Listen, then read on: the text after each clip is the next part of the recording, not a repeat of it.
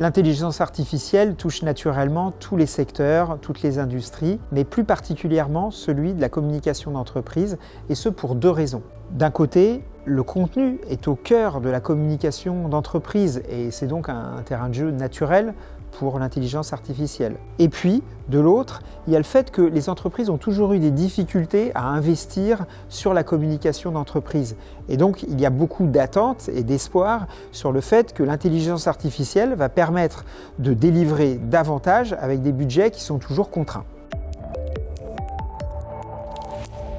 Je ne pense pas que l'intelligence artificielle va remplacer les communicants. Nous savons tous que souvent, les équipes de communication sont un peu sous-dimensionnées par rapport aux besoins des entreprises. L'intelligence artificielle, c'est une opportunité formidable pour les équipes de communicants de pouvoir finalement déléguer à l'intelligence une partie du travail de production pour passer davantage de temps sur des choses à plus forte valeur ajoutée, comme bien sûr les échanges avec les équipes opérationnelles pour ancrer davantage la communication dans le réel. Nous constatons partout dans le monde la même difficulté. Beaucoup d'entreprises ont démarré avec un projet pilote, mais ont des difficultés à passer à l'étape suivante pour différentes raisons.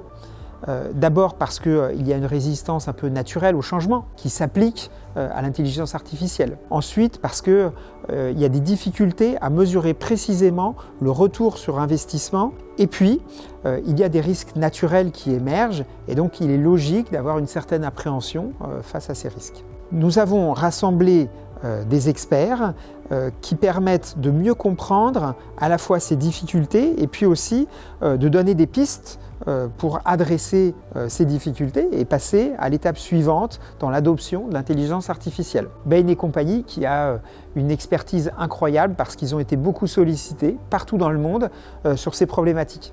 AXA qui a toujours eu une démarche d'innovation et qui a été aussi pionnier sur des sujets d'intelligence artificielle, notamment dans l'acculturation des équipes. Et puis, le cabinet Klein Weiner, qui est un spécialiste des sujets juridiques et notamment autour de l'intelligence artificielle. Et on sait bien sûr que cet aspect juridique est fondamental pour les entreprises.